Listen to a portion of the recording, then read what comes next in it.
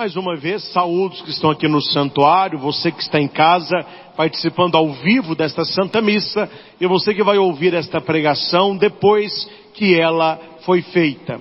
Meus irmãos, eu não me recordo, mas aí no YouTube, a pregação anterior a esta, da família, algumas quartas atrás, nós estivemos aqui partilhando sobre fortalecer e proteger a nossa família. Eram 4 tópicos. Eu fiz a pregação de 2 e deixei a segunda parte para a próxima, que é hoje. Só para que nós possamos recordar, fortalecer e proteger a nossa família é santificá-la. Eu pregava para todos que nós devemos assumir o nosso papel, você que é pai de maneira especial, de ser o sacerdote da sua casa. Você ser a sacerdotisa da sua casa. Ou seja, quando você vem à igreja, o padre preside a celebração litúrgica. Na sua casa, é você quem deve chamar a sua família para a oração. A sua igreja, ela é também uma igreja. Aqui, a grande família de Deus. Na sua casa, a pequena família de Deus. Aqui, a igreja comunitária. Na sua casa, a igreja doméstica. A igreja familiar. Uma não substitui a outra, mas as duas se dão sentido. Como? A família que reza em casa, que busca a Deus em casa e que sente a presença de Deus em casa, ela vai sentir necessidade de estar aqui no templo para ouvir a palavra de Deus, para receber a Sagrada Comunhão, para receberem as bênçãos. E aquele que celebra a Santa Missa de maneira atenta, de maneira digna, de maneira com coração adorador, ele vai querer que tudo que ele recebeu aqui, ele possa desfrutar na sua casa. É o que nós chamamos de movimento pendular. Você pega um pêndulo, você joga o pêndulo. Ele vai e ele vem.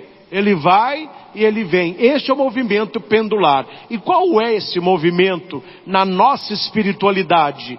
Trazer a nossa família para Deus e levar Deus para a nossa família. Trazer a nossa família para a igreja e levar a igreja para a nossa família. Então diga para quem está do seu lado, pode ser conhecido, pode ser desconhecido, pode ser da sua família ou não, não importa. Diga para a pessoa assim: Deus conta com você para santificar a tua família.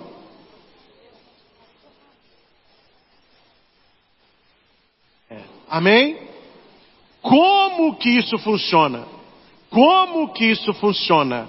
Primeiro, a disposição interior.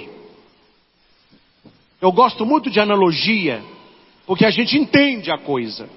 É por isso que Jesus, quando ele ia pregar, ele pregava, contava uma história. Pregava, contava uma história. Porque a história faz a gente entender o que é a coisa. Eu estou falando aqui de disposição interior. Vamos pegar um exemplo que não vai humilhar ninguém, mas que faz parte do nosso dia a dia. A pessoa que está além do peso, a pessoa obesa, e ela toma uma decisão de emagrecer. Então ela vai chegar para a família e vai dizer assim: olha gente, eu tomei uma decisão. Eu quero perder peso. Eu posso não estar tão gorda não, mas eu estou com uns quilinhos a mais. A família, legal. A pessoa vai pedir: então vocês aqui de casa me ajudem, viu? Ou seja, não fica trazendo bombom, não fica enchendo a geladeira de sorvete. Durante esse próximo mês, não compra leite condensado, para vocês me ajudarem. Refrigerante nem pensar. Tá bom. Até aí, atenção, não há uma atitude. Até aí existe uma vontade. Compreendem? Ela tem vontade, a pessoa tem um desejo. E a família pode comentar não com a pessoa, talvez fale com a pessoa mesmo. Mais uma, né? É a 15ª vez que você fala isso aí. É a famosa dieta da segunda. Mas aí, a família está de olho na pessoa, e a família vê que à noite, ela toda noite pedia um x-tudo, uma pizza 7 queijos, entendeu?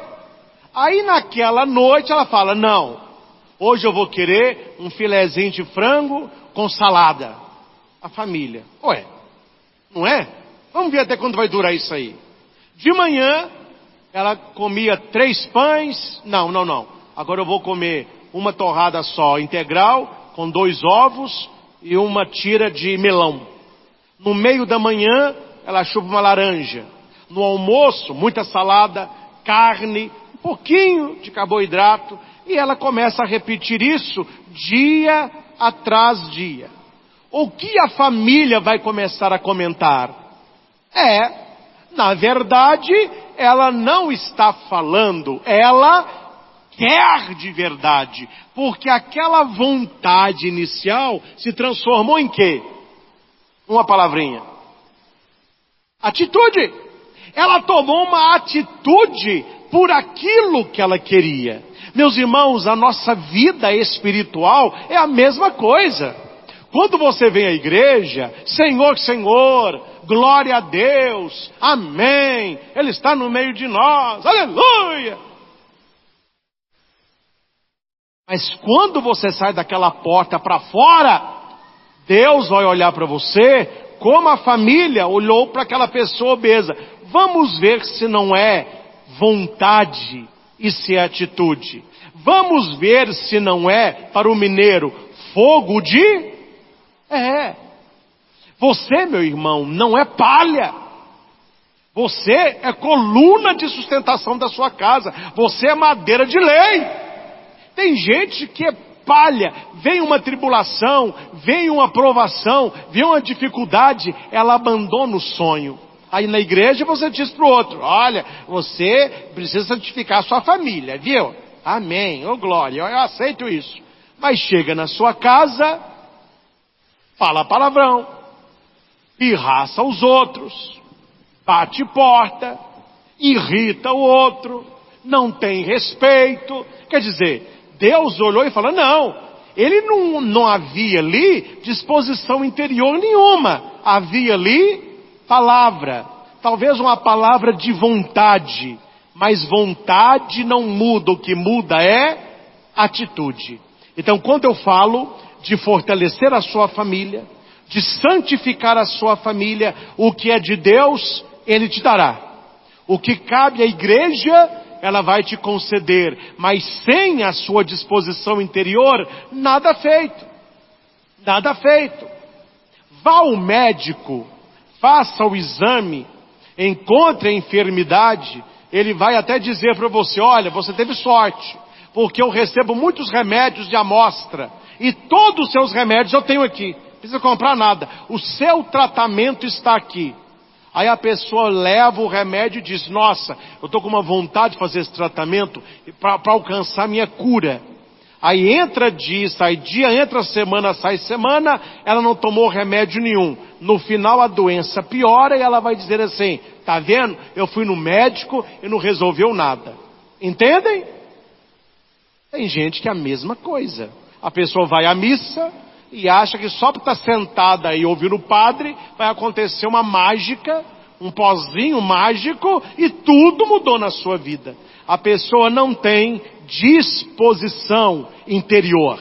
Ela tem que colocar a mão na massa, fazer o que cabe a você fazer e Deus vai atuando. Eu tenho uma frase que eu brinco, mas é uma frase verdadeira. Eu aqui embaixo trabalhando e Deus lá em cima abençoando. Se você não faz a sua parte, como que Deus vai poder fazer a parte que cabe a Ele? A Deus cabe a graça, o Espírito, a força, a unção, e a nós a disposição interior. Eu quero, eu vou, eu consigo. Tudo posso naquele que me fortalece. Tudo posso? Que me fortalece. Amém? Quem aqui deseja ser forte em Deus? Estou vendo muitos rapazes aqui. Tem alguém aqui que faz musculação? Pergunta para quem levantou a mão como é que ele vai se fortalecendo lá na academia. Os senhores não me deixam mentir. Não é diminuindo o peso. Não é maré mansa. É aumentando a carga. E quando tem um profissional lá na academia, ou talvez um personal, ele fala, ó, 3 de 8. Quanto está pegando aí? Pegando 12. Pode pegar 14. E faz aí. Isso, tem que sorrir. Isso aí, neném. Mas tá doendo. No pain, no gain. Você não dói, não ganha. Vai lá. Aí, joga o peso no chão. 1 minuto. Aí quando dá 50 segundos, vamos. Não, cara, você vai me matar aqui. Não, eu não vou te matar, não. Se você não fizer isso, você não fica mais forte. Aí a pessoa fala que tudo posso naquele que me fortalece, mas quando Deus aumenta o peso, você reclama. Quando Deus manda a situação para testar você, você reclama. Quando Deus começa a pôr mais peso para sua massa espiritual crescer, você reclama. Aí fica aqui esse frango de academia. 1 hora na academia, 50 minutos no celular. Não come direito, não dorme direito, só come. Aí fica lá, aquele muque tamanho de uma cebola nanica. Faz um muque aí, tamanho de uma bolinha de gude. Eu não ganho massa muscular, não ganho, você é um fanfarrão. Gente, a comparação é a mesma para a igreja. Quanto tempo tem, não estou falando dos senhores não, mas quanto tempo tem que tem gente vindo à missa, vai à missa, em novena, e trezena, e missa atrás de missa, aí passa vários meses, você olha para a pessoa, o músculo dela dá uma bolinha de gude. Por que a pessoa não desenvolve na espiritualidade? Porque falta disposição interior. Você não acha, né, meu caro? Só de você entrar na academia, o seu músculo cresce. Ah, não, eu estou na academia. Eu estou vendo a academia que você está. Mesma coisa, o lado espiritual. Se você não aumentar a carga, você não vai crescer na santidade. Nós não devemos pedir a Deus, oh meu Deus, tira o meu problema, tira o meu peso, oh meu marido.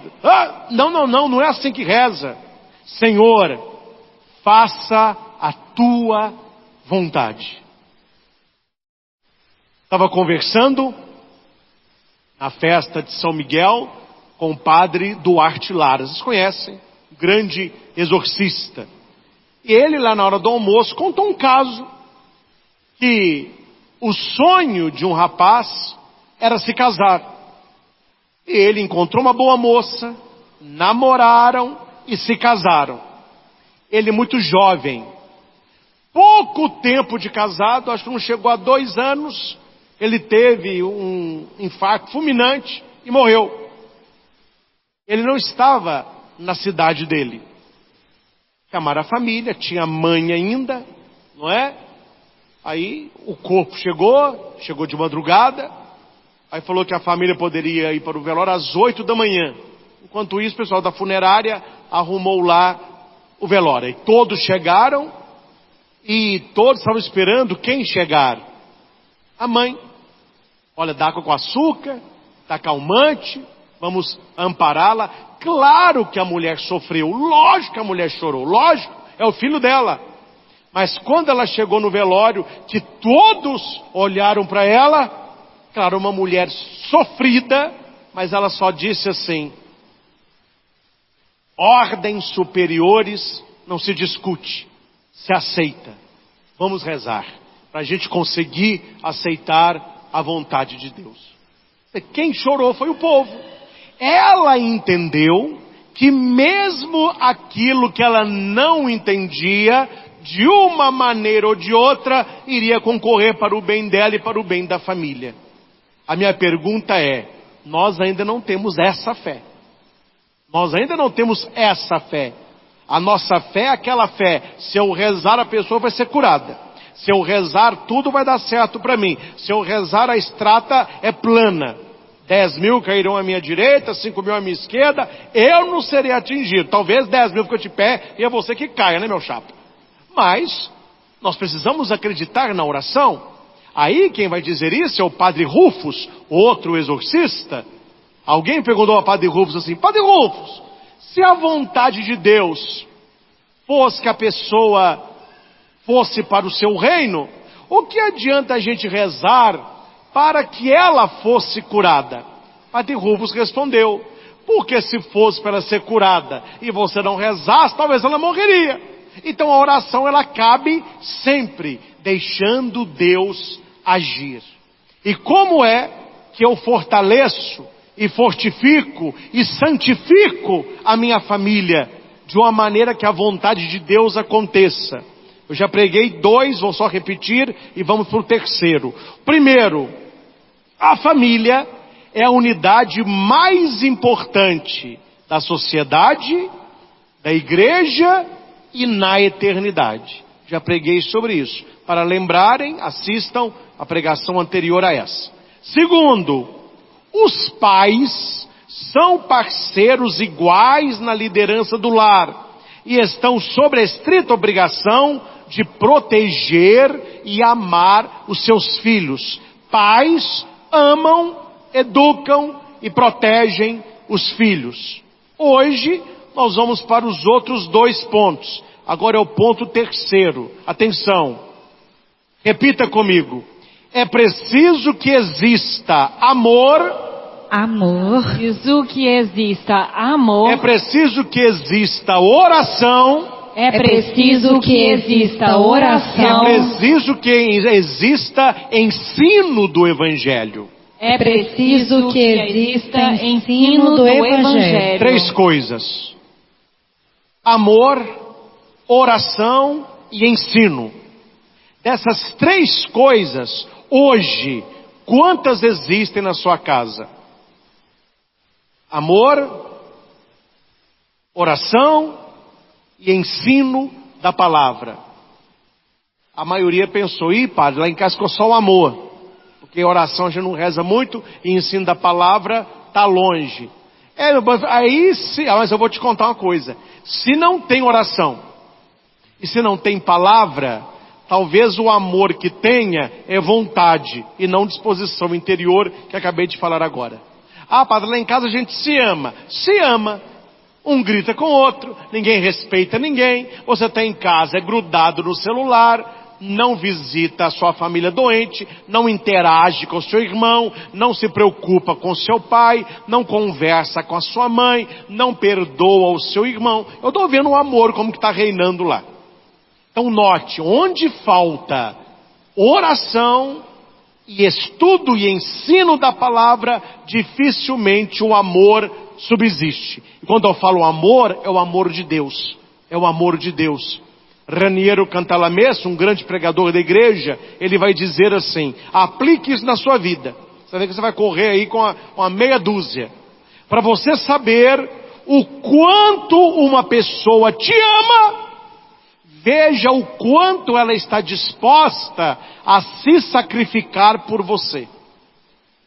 Amor não rima com açúcar.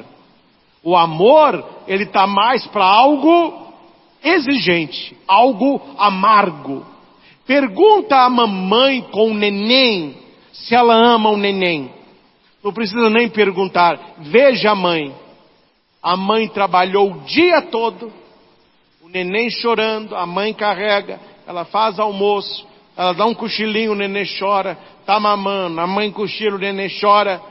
De madrugada, o neném chora 1, 3, 4, 10 vezes, a mãe acorda 1, 3, 10 vezes, no outro dia, tá a mãe com o neném.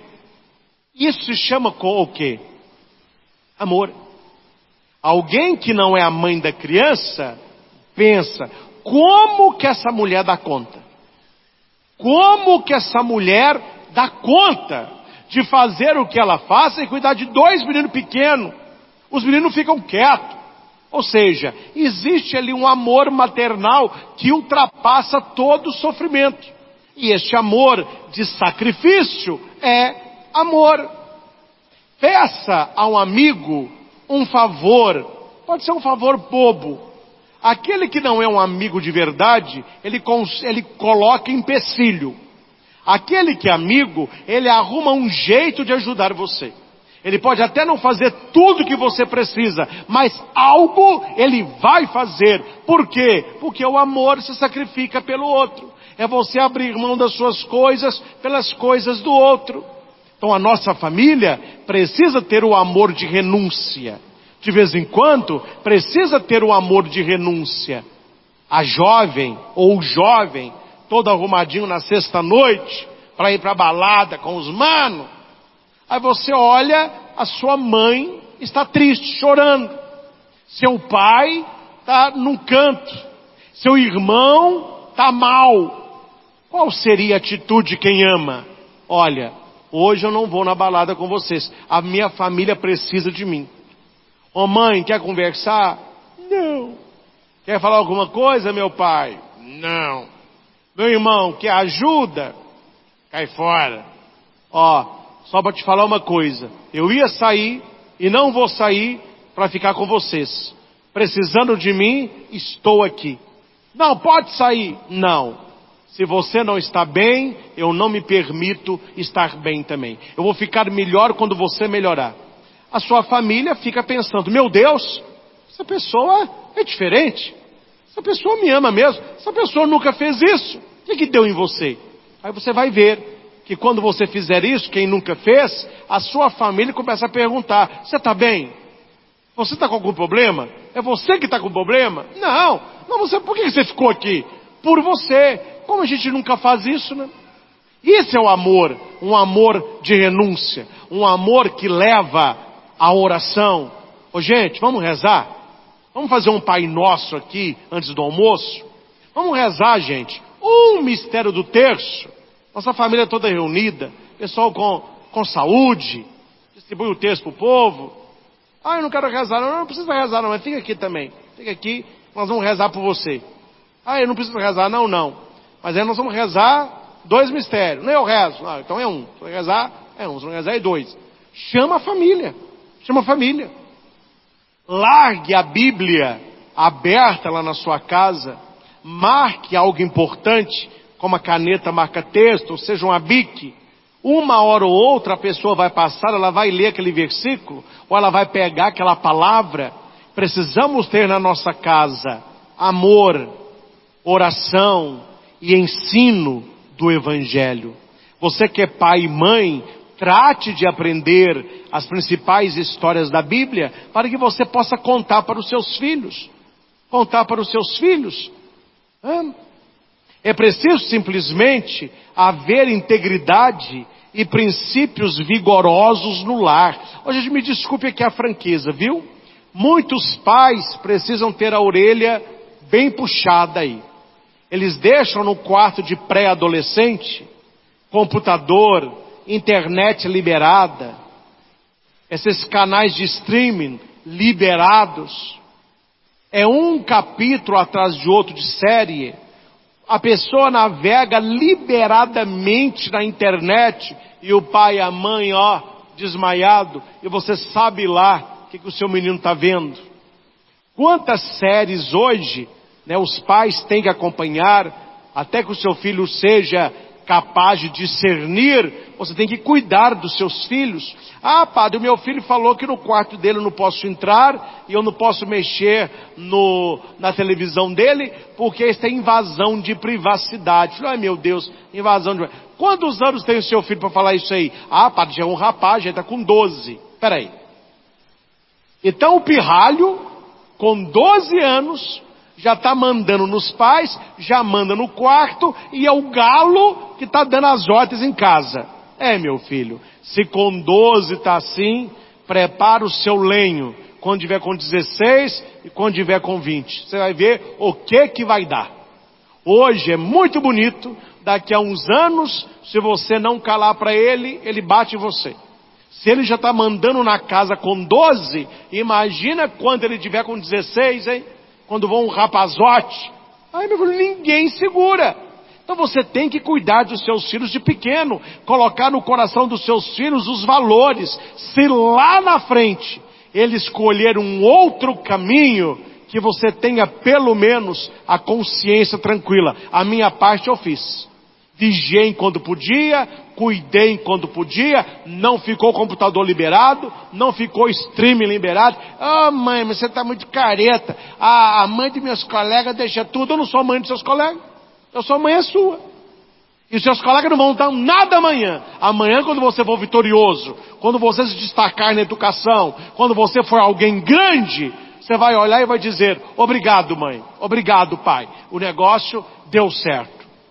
Porque se você não vigiar os seus filhos, você vai perdê-los. Você vai perdê-los. Porque a quantidade de série, de canais de streaming, que tem por trás ideologia de gênero, mudando tudo que é conceito, e os pais, deixa a coisa à vontade. Deixa a coisa à vontade. Deixa a coisa à vontade para você ver aonde vai dar. Agora me desculpem, né, meus caros? Porque tem muito filho perdido, porque os pais estão mais perdidos que eles. Os filhos estão perdidos, porque os pais estão mais perdidos que eles. Estava num lugar que eu não vou contar onde nem quando, veio uma menininha, 7, 8 anos, vestida igual uma piriguete. A prostituta Júnior. Pequenininha, mas igual a prostitutazinha. Eu não falei nada, mas eu olhei e falei assim: meu Deus do céu, não tem ninguém da família que zele por essa criança? Uma menina nessa idade, com unha postiça, com batom bem marcante, com a roupa bem colada. Falei: misericórdia. Mas aí, meus irmãos, quem é que entrou? A piriguete mor, que era a mãe. Ai, piriguete que a filha. Eu falei: tá tudo explicado. Perdida a pequena, perdida a mãe. Porque está na Bíblia, não está? Bendita é a mãe, bendito é o fruto do teu ventre. A mãe é santa, o fruto é santo. O fruto nunca cai longe da árvore. Então, papai e mamãe, você tem que ter aí o mínimo de consciência para que os seus filhos não se percam. Você deve mostrar a direção. Você deve ser o farol dentro da sua casa. Não sei se você sabe, mas o farol, até hoje, mesmo com toda a tecnologia, ele ajuda o navio a chegar no porto seguro. Existia em Veneza os falsos faróis. Conhece a história? Veneza, Itália, né? Os falsos faróis. É aquela cidade construída sobre aquelas colunas que eram madeira, mas por causa do mar ficam mais petrificadas com a pedra. Então existiu o farol central. Quando estava chegando um navio veneziano, o farol central ia mostrando para ele aonde ele devia andar. E o navio ia com tranquilidade. Quando estavam chegando os bárbaros de navio, o que eles faziam? Apagavam o farol de Veneza e acendiam um farol falso. Que era um falso farol. E os navios, olha lá, siga o farol. Todos encalhavam. Por quê? Aquele que era para indicar o caminho certo, indicou o caminho errado. Você que é pai e mãe, Deus capacita você a ser um farol na vida dos seus filhos, mostrando o caminho certo. E o caminho certo, ele passa por 3 vias: a via do amor, a via da oração e a via do ensino do Evangelho. Não tem nada pior, meus irmãos, nada pior do que você confiar em alguém que já sabe que ele vai te trair. Não há nada mais doloroso no coração de um filho que ver no futuro que ele deu errado na vida, porque ele é filho de pais omissos. Talvez o pai e a mãe eram um farol falso. Ao invés de conduzi-los para a vida, levá-los para o abismo. Eles encalharam na vida. Cuidado com isso. Precisamos esforçar-nos para viver o Evangelho dentro da nossa casa. Não adianta viver o Evangelho na igreja. O Evangelho deve ser vivido dentro da nossa casa. E eu sei que não é fácil, porque eu também tenho a minha família, tenho as pessoas difíceis da minha família, você tem a sua família, tem pessoas difíceis da sua família, mas dentro da sua casa, prime pelos valores do Evangelho. Aqui já aconteceu isso. Temos os nossos coroinhas, a mãe sabe viver o Evangelho, o menino deu um escândalo em casa, gritou com o pai, empurrou o irmão, a mãe ficou caladinha. No domingo, ele estava escalado para ajudar. Lá vem ele com a batininha e com a sopa feliz. Antes de chegar na igreja, a mãe disse assim: vem cá. Que, mamãe? Você vai ajudar a missa agora, né? Vou te fazer uma pergunta só. Será que se eu falar com o padre, o modo como você tratou seu pai e empurrou seu irmão, você acha que você está preparado para ajudar a missa? Você acha que Jesus vai gostar de você pôr essa batininha tão bonitinha para ajudar o padre no altar, sendo que dentro de casa o que você está sendo? Aí o menino começou a chorar. A mãe falou assim: mas dá tempo ainda, a missa é às 7, falta 20 minutos. Ao seu pai ali, ó, ele foi: pai, me perdoa, meu filho. Deu um beijo no pai, foi lá no irmão, abraçou o irmão, a mãe, deixa ele te abraçar. Pronto. E agora, mamãe? Não, agora eu pergunto para você, Jesus está feliz ou não? Agora está. Por que ele está feliz? Abracei meu pai e perdoei meu irmão. Agora eu te pergunto, ele está feliz se você ajudar a missa? Agora está. Então pode ajudar. Não é a mãe que vai te falar se pode ou não pode. Eu estou levando você a pensar. Agora você pode. O que esta mãe ensinou para a criança? Que não vale ficar bonitinha ajudando aqui e maltratando a família. Então a mãe fez com a criança uma reflexão. Você precisa viver o Evangelho, não é só perto do padre, não. É lá em casa, com seu pai, com seu irmão, comigo. É um exemplo pequeno, mas para a gente pensar. A gente vive o Evangelho dentro de casa? A gente está tentando viver dentro da nossa família o que Jesus nos pede?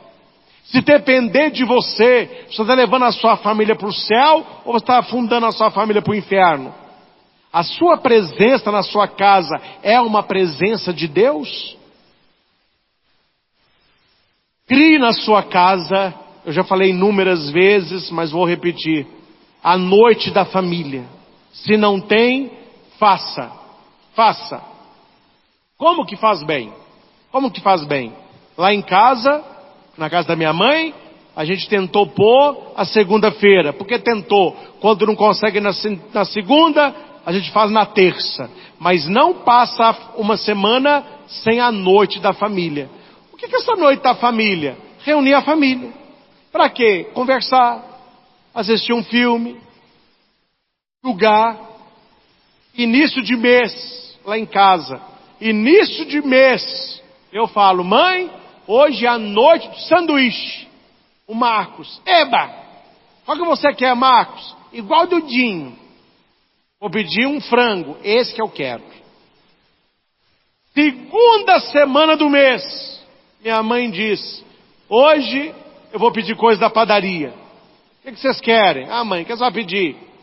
Eu vou pedir um suco com empadinha. Delícia empadinha. Vamos pedir empadinha. Se tiver churro, adoro churros.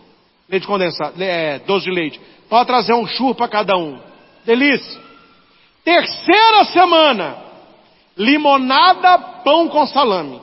Já está no meio do mês. Aí já não tem farra mais. Última semana.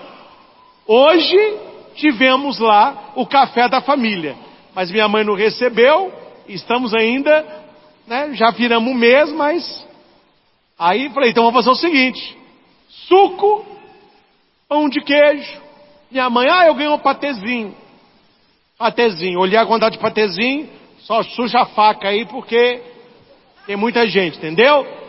Gente, não importa o que está na mesa, se é sanduíche, se é pizza, se é comida japonesa, se é pão com salame, se é pão de queijo. O importante é que a família está reunida com saúde. Não é o prato, é a família, é a família. Meu irmão chegou lá em casa agora mais tarde falando que hoje é dia do sushi. Nem sabia que existia dia de sushi. O povo tem dia para tudo, né? Aí criou o dia do sushi. Aí ele foi comprar uma bandejinha, era tanto. Eu falei assim, peraí, mas é dia de sushi? Então você tem 30% de desconto. Então me dá duas.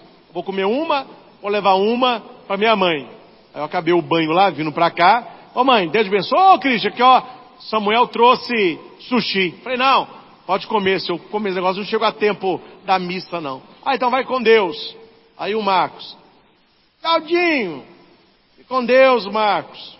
Você está indo para onde? Rezar missa. Rezar missa? Eu falei, hoje é um dia especial. Quer dizer, a missa da família. Ele falou, eu sei, hoje é dia do sushi e dedinho. Falei, mas não vão rezar a missa pro sushi, né, Marcos? Né? Gente, essas coisas só acontecem quando a família está reunida. Não é para todos vocês não, viu? Mas eu vou falar para uns aqui. Reúna a sua família, mas não é para brigar não, viu? Tem família que reúne, o pau quebra. Para lá em casa não pode reunir a família não. A família reuniu, alguém briga. Não, gente. Não é para brigar, é para brincar. Não é para brigar, é para brincar. E através da família reunida, vai entrando devagarinho o amor, a oração, o ensino bíblico. Se você conhece de Bíblia, sem falar de Bíblia, você catequiza, passando valores, exemplos para as crianças, né? Então, faça na sua casa a noite da família, escolha um dia em que todos possam participar, e todos os dias reze para acordar, reze antes de dormir, reze antes da refeição e convide a sua família para rezar com você. Ensine as crianças a rezarem e elas não vão deixar você ficar sem rezar. De vez em quando acontece lá em casa isso. Você põe comida conversando, passa. Aí eu vou comer o Marcos. Jim, você vai comer sem rezar? Eu falei, não, Marcos, estava esperando você para a gente rezar junto. Mas você já comeu. Vamos rezar, Marcos. Você já comeu. Me perdoe, Marcos, me perdoe, tá bom? Vamos rezar. A criança cobra. Ensinou a criança a rezar para deitar. Se você coloca a criança para deitar sem rezar, ela vai falar no quarto dela: mãe, o que foi, menino? Vem cá, mãe. O que aconteceu? A gente não rezou pro anjo da guarda. A criança acostuma rezar mais que o adulto. Casa que tem amor, haverá oração e ensino bíblico. E por último, o ponto 4, que é o menorzinho, nosso lar deve ser um lugar sagrado onde se busca a santidade. O que é buscar a santidade? Buscar amizade com Deus. Tirar de perto de nós tudo aquilo que é desânimo. As pessoas estão desanimadas. Se elas estão desanimadas para algo físico, imagina o espiritual. Então precisamos afastar da nossa casa o desânimo das coisas de Deus. E é você que tem que dar o primeiro passo. Padre, se os meus filhos quiserem e meu marido quiser, a gente reza. Mas seus filhos querem? Eu não sei. Seu marido quer? Mas não quer mesmo. Por isso que ninguém reza, né? Então comece a rezando. Coloque na sua casa sinais de Deus. Imagens de Nossa Senhora. Um quadro bonito. Eu dei para o Marcos de presente um atirador de um negocinho que tem aquela ventosa. Sabe o que é? Revolver de ventosa. Aí ele vem com um alvo de número. Aí ele vai atirando. Aí os que colam lá, eu vou contando. né? Sabe como que é criança, né? Um dia eu estava com um revólver na mão de ventosa, eu vi. Não falei nada, não. Ele procurando aonde que ia atirar, ele olhou assim, ó, e viu o quarto da minha mãe grande, São Miguel. Ele falou assim, ele pensou, esse anjo não me escapa. A hora que a gente estava conversando, eu escutei assim, fez um barulho. A hora que a gente olha, São Miguel Arcanjo com uma ventosa na testa. A minha mãe, Marcos, aí não pode não. Por que, vovó? Ele fica triste. Quem? É São Miguel Arcanjo. Ele é o guerreiro do Papai do Céu. Ele nos protege. Ora, ele está pisando no diabo. Vovó, então tá. Eu não posso rir não, porque eu fico querendo rir, sabe? A minha mãe fica pra mim assim, aqui, ó. Minha mãe é brava, até hoje. Não vou brincar com ela não. E eu lá querendo rir, ela pra mim assim, ó. Quer dizer, não ensino nem coisa errada não. Eu fui, tirei a ventosa, falei, aqui Marcos, ó, vovó falou que não pode, viu? Tá bom. Passou um tempo, outro tiro no quadro. A hora que a gente olha, no diabo. Vovó falou que ele é amigo, mas ele é inimigo, Dinho. Falei, Marcos, ele é inimigo, mas não pode tirar no quadro, que você vai estragar o quadro da sua avó. Foi um presente que o Dinho deu para sua avó, e a vovó gosta muito de São Miguel. Eu olho pra minha mãe rindo, aí eu pra ela aqui, ó. Eu não posso, não, a senhora pode, né? Gente, são casos quando a família está reunida. O pessoal fala, Padre G gosta dentro das suas pregações, principalmente quando o senhor conta casos da sua mãe, da sua família. Eu sou assim de caso, ó. Por que eu tenho muito caso da família? Porque a gente se reúne. E onde tem criança, tem festa. Não fica quieto. Sempre tem uma novidade. Por que muitas famílias não têm caso para contar? Não se reúnem. E se reunir para buscar as coisas do alto. Se reunir para falar as coisas de Deus. Quem me segue no Instagram aí, quem não segue, siga. Padre Christian, é CHRY. Você verá, publiquei ontem ou anteontem, a minha mãe rezando o terço. Vocês viram lá, o Marcos. Mas o Marcos consegue só um mistério, porque ele fala que demora muito. Mas a mãe fala, então reza o mistério. E a Maria Clara, tadinha, com o terço, que não entende nada, só assim, ó. Fazendo graça. E minha mãe séria, Ave Maria, cheia de graça, o Marcos. Santa Maria, Mãe de Deus. E a Maria Clara com o terço. Está ensinando um mistério. Reúna a sua família para buscar as coisas de Deus. Você que é vovô e vovó, plante no coração dos seus netos memória afetiva. O Samuel, quando viu esse vídeo da minha mãe rezando o terço com os meninos dele, Samuel é meu irmão, ele falou assim, Christian, eu lembrei na hora de quem? Falei, de quem? Do vovô. Por quê? Era o vovô que levava a gente à missa no domingo. Ele falava, se não for a missa no domingo, não tem passeio com o vovô. E a gente gostava muito do meu avô, que era muito simpático, então a gente ia à missa com ele das 9. Era a missa das crianças. Terminou a missa, tinha um cinema, tinha um almoço na casa de um colega, tinha um sorvete, mas primeiro era sempre a missa. Quando a gente ia na casa da minha avó, a minha avó rezando o terço toda noite, memória afetiva. Aí vai na casa dos avós, o avô tá aí bebendo, só bebendo, a avó tá xingando, os meninos vão aprender o quê? A beber e a falar palavrão. Aprendeu aonde? Padre, as memórias afetivas de vovô e vovó. Eu vejo uma caneca de chopp, eu lembro de vovó. Lembro de vovô. Eu vejo uma velha xingando, eu falo, a minha avó ali, só fala palavrão. Qual que é o apelido da sua avó? Dercy Gonçalves. Opa, negócio tá pesado, hein, minha filha? Gente, brincadeira à parte, nós estamos o tempo todo passando coisa para os pequeninos. Papai e mamãe, vovô e vovó, padrinho e madrinha, os professores, as tias que olham, os coleguinhas da rua. Então precisamos passar coisas boas para que a nossa família busque as coisas do céu. E por último, uma promessa que Jesus deu a Santa Catarina. Olha aqui, escute isso. a respeito de uma família que reza. Isso aqui eu achei maravilhoso. Minhas famílias permanecerão em lugares santos e não serão movidas. Olha que beleza. As famílias que adoram a Jesus permanecerão nos lugares santos, a sua família é um lugar santo e elas não serão movidas, ou seja, não serão destruídas. Já falei inúmeras vezes, mas quero repetir para você ouvir. Eu não sei se no inferno tem canhão. Capeta não falta, canhão não sei. Mas se tiver canhão, eu sei para onde ele está apontado. Para a sua família. O intuito do inferno é destruir a família, começando pelo seu casamento. Então, meu filho, reze.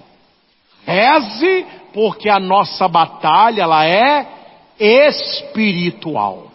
Ela é espiritual. Contei em off, conto para vocês. Fui, há um tempo atrás, numa família aqui de Divinópolis, não mora longe aqui de nós, família muito desunida. E a família viu que estava acontecendo algo que não era apenas humano, tinha algo espiritual. Lá fui eu. Não sabia que era tanto assim. Vi que a coisa estava meio pesada. Olha, hoje eu vou rezar um Pai Nosso, uma Ave Maria. Depois eu volto. Eu estou vendo que o negócio aqui está... Ô padre, não. Vamos rezar um Pai Nosso, Ave Maria. Semana que vem eu volto. Também não sou bobo, né? Você não vai para uma guerra levando um estilingue, né? E naquele dia eu levei um estilingue. Falou, semana que vem eu volto. Pelo amor de Deus, ó. Sábado eu volto. Tá bom. Só que eu devia ter ido sozinho, né? Eu levei uma pessoa que me acompanhava. A gente foi depois da missa da noite, santuário Nossa Senhora Aparecida. Tinha missa 19 horas. Aí depois eu fui. Aí eu fui preparado. Já levei estola, água benta, crucifixo, vela benta. Falei, vamos rezar. Aí comecei a rezar. A família ficou assustada. Falei, depois vai ficar na sala comigo. Estou rezando. A família está lá. E um cachorro, um inferno de um cachorro. E um barulho de cachorro. E metendo a cabeça na porta da área. Falei, não vou falar nada, porque hoje pet, não vou falar nada de pet. Aí eu continuei ali, e aquele auê, e a gente foi rezando. E à medida que a gente foi rezando, o cachorro foi se acalmando também. E a família toda. Aí eu rezei, aspergi a água toda com água benta, abri a janela, aspergi lá fora, e a família com o olho tamanho de um pires. Falei, pronto, gente, a minha parte eu fiz. A família está abençoada. Esta casa está abençoada. Ah, padre, graças a Deus. Agora me fala uma coisa. Essa cara de vocês de espanto é medo do cachorro? A mulher falou assim, esse é o problema, padre. A gente não tem cachorro. Brinquem com essas coisas para vocês verem o que vai acontecer.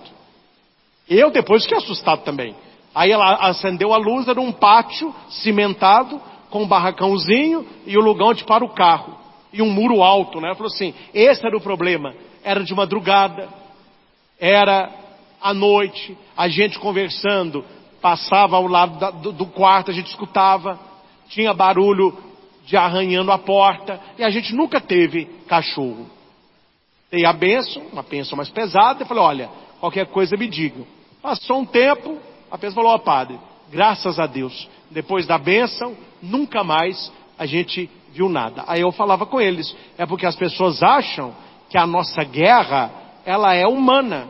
A guerra contra a família, ela é espiritual. E para algumas famílias, pior que outras. Pior que outras. Então, meus irmãos, façamos da nossa casa, faça da sua casa um lugar onde reina Deus.